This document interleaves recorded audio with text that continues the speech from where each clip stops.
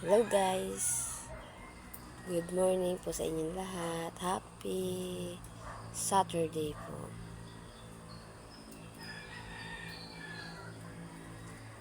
Happy Saturday po sa inyong lahat. Ako po ay kagigising ko lang po. Pero na tayo, kilos na tayo guys. Kaya tayo po ngayon ay nakaupo lang ngayon.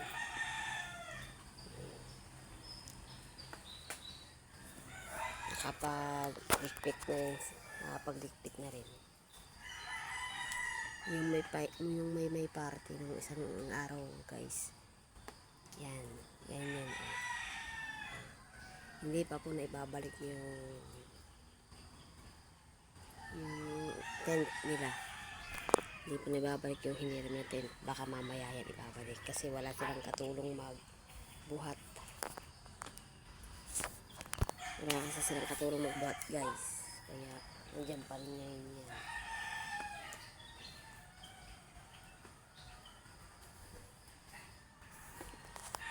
Hello guys. Nandito naman po tayo. Nandito na naman po ang makulit na shout out po para sa inyo lahat guys. Shout out po sa mga nanonood sa akin. Sa mga sumusbaybay po sa vlog ko. Thank you very much po sa inyo lahat.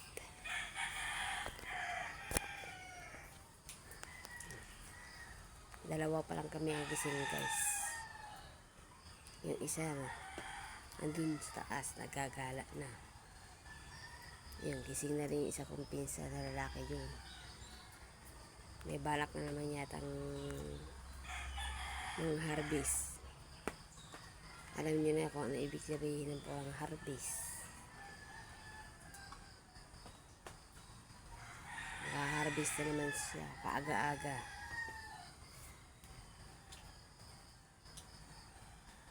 Tignan natin guys yung aking tanim kasi parang bumagsak na yung saging ko. Bumagsak na yata yung puso niya. Tignan natin kung gaano kalaki yung puso. Malay natin malaki yung saging niya. Sana nga madami yung piling na saging na tumubot dyan.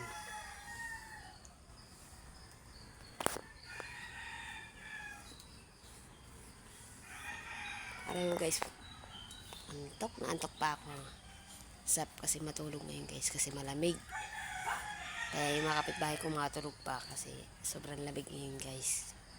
Ang sarap matulog ng matulog. Kaya kahit malamig, maaga pa rin ako nagigising. Hindi kasi ako sanay guys ng tanghali nagigising. Umaga talaga ako nagigising guys. Pag walang pasok ganito. Pero pag may pasok naman, ang gising ko po ay alas 4 ng madaling araw o alas 3 ng madaling araw ang gising ko. Nasanay na ang katawan ko guys na bumangon ng maaga.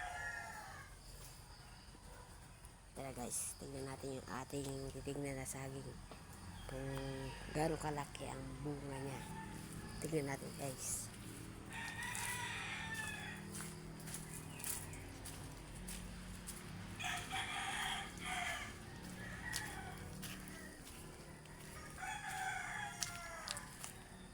Dito yun guys sa may likod ng bahay.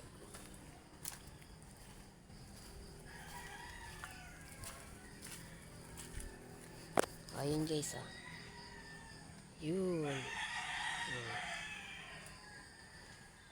Bumaba na siya. Ayan oh. Ano na, bumubuka na yung puso niya. Yun oh. Ayun guys oh.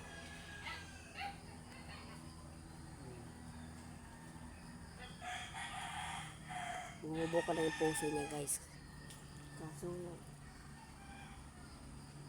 siguro ang piling nito sa 6 na piraso lang o 5 kasi maliit lang yung puso niya guys.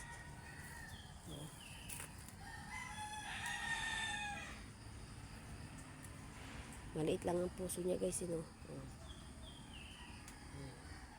ang saging niya mga nasa 6 lang, 6 o 5. Pwede na yun, Pang-ulam na rin yun guys. May pang-ulam na rin tayo. Wag lang po tatanggalan ng dahon. Kasi po ay ang kalaban po ng saging ay nababansit ang bunga niya pag lagi pong tinatanggalan ng mga dahon. Pinuputulan ng sanga. Diyan po nagiging bansot yung bunga. Hindi siya tumataba. Imbis na tumaba, nagiging lumiliit po siya. Nagiging bansot po siya pag lagi po siya tinatanggalan ng dahon. Ganun po yun. Kaya hindi pwedeng tanggalan ng dahon niya kasi may bunga siya. Tumutubo pa lang yung bunga niya, bumubuka pa lang. Ayan guys, kita nyo na yan. Diba? May bunga na siya. Mayroon akong pipitasin pag inay gumulang. Siguro mga ilang buwan pa yan guys, bago siya gumulang. Mga 4 na buwan. Oo nga, 4 na buwan yung bago kunin. Ayan guys, pinuro ko sa inyo yung aking saging. Ayan o. Pero na tayong aanihin. Let's go na ulit tayo dito.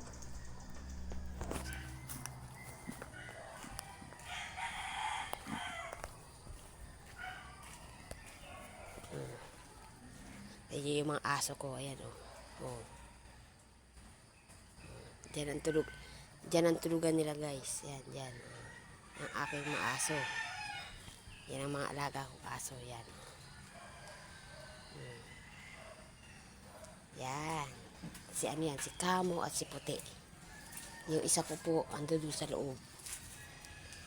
Isa naman po yung bantay sa loob ng bahay ko. Yung si Aliyah. Aliyah po ang pangalan ng isa kong aso. Ano po yan? Lagi ko po yan. Yung 3 po yan. 2 po. Kabuntot ko yan. Kung saan na pumunta. Sa makabundok. Bumubuntot po sa akin yan. 2 yan.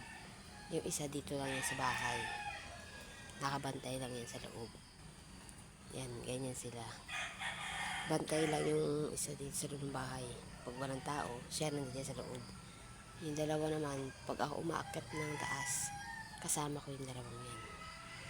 Yan ang mga alaga ko. Lagi sa akin nakabuntot. Kaya maganda rin ang may alaga rin daw na aso. Yan ang sabi nila. Ayan guys. Hanggang dito na lang. Paki-like and subscribe na lang po. Ito ang channel ko. Thank you very much po sa inyong lahat. Shout out na mo lang pala sa inyong lahat. Shout out po sa inyong lahat. Sa lahat ng mga sumubaybay, nanonood sa aking vlog. Thank you very much po. At sumusuporta sa akin. Thank you very much po. And God bless po. Bye-bye.